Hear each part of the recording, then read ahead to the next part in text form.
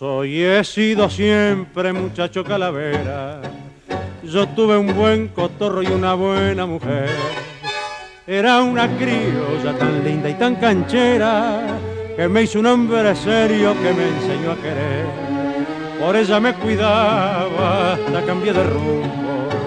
Me dediqué al laburo, me abrí del bodegón. Dejé la farra, pa' mí no había en el mundo más que sus dos hojas o después su corazón. Yo la quería quizás con todo el alma y así junto a su lado 2 años me pasé, 2 años de cariños,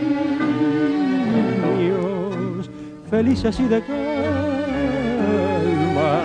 Y en una noche de esa la ingrata se me fue con un compinche, con un amigo mío que estando en la palmera le supe responder, con uno que ni en broma armó jamás un lío y vino a hacerlo justo con mi propia mujer.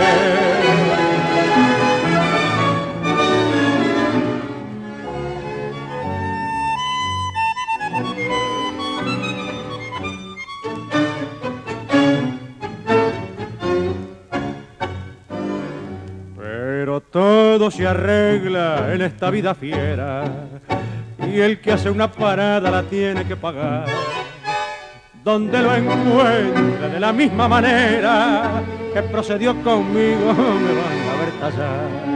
Le sacaré lo mío de prepo si se cuadra, después de echarle en cara lo mal que se portó, para demostrarle que si ese perro ladra, yo muerdo si me apuran y que él no es más que yo.